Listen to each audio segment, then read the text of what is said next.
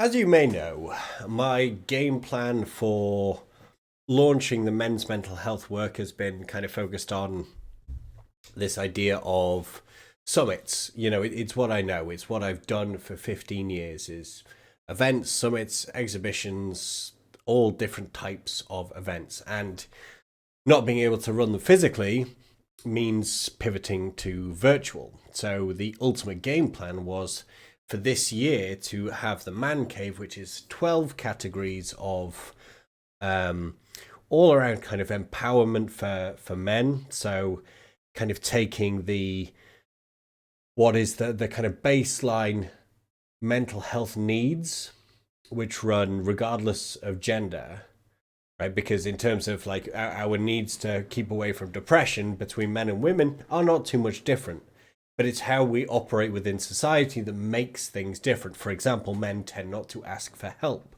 when they're struggling. Men socialize with each other very, very differently. So it's actually how we operate within society that makes the huge difference between men and women when it comes to our mental health. So I designed the man cave system with 12 categories designed to help men not only move from survival, but into a really, really kind of thriving environment. And the game plan was, you fill out this man cave, you find out what your areas of strength are, what your areas of weakness are. And then periodically, every month, I will release a mini virtual summit on each of those categories designed to help us improve each one. So over the course of the year, we've got a full 12 category rich life. And the summit was going to be like about $12 per month or $97 if someone decided to buy the whole thing. And ultimately, right now I'm on zero income, so I'm trying to kind of like make sure that I can get that into enough people to help transform their lives, but also to help me put food on the table, because I've got effectively a year to do this. With all that in mind, I've given up, I've surrendered to the idea that a lot of what I know from my previous business experience in my last business, it's not translating into this world. So I've been seeking help and guidance and mentors and having calls with different people.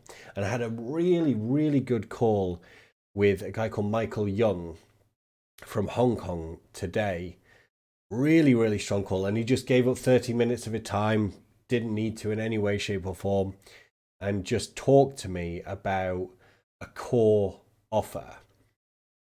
Because ultimately, the work I would need to do to convince people to kind of like continue to subscribe based on that subscription model would be incredibly hard, particularly right now with COVID, because so many things are digital, so many things are virtual, that having kind of long form summit content like that,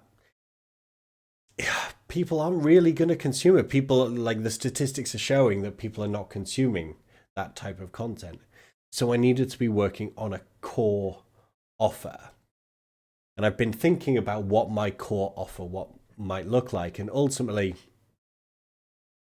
one of the kind of keys about men's mental health, particularly as we get older, we get to that point in life where we have an existential crisis. We kind of think, I've ticked off all of these boxes of life, and it's like, what's next? What the hell do I do next? I'm mid to late 30s, maybe in my 40s.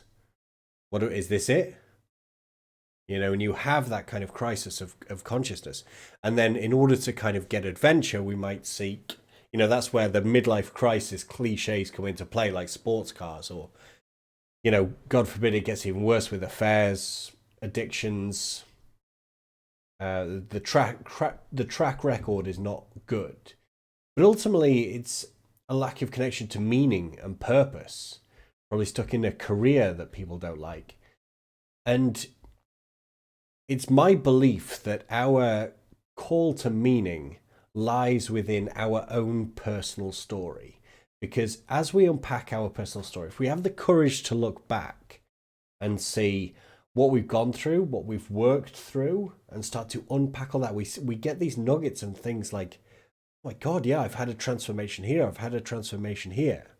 And your story leaves clues as to what your your meaning in life, what your quest, your mission should be. But you have to be vulnerable enough and courageous enough to go through that, because let me tell you, vulnerability is courage. And then once you've kind of harnessed those nuggets, you can start to share your story with others in order to help them through the struggles that you've already solved. And so my kind of core idea is around helping men discover their story, understand their story, and unpack their story, get vulnerable enough to understand their story, find the meaning, and turn it into a business. I genuinely think that's exactly what I've done for myself.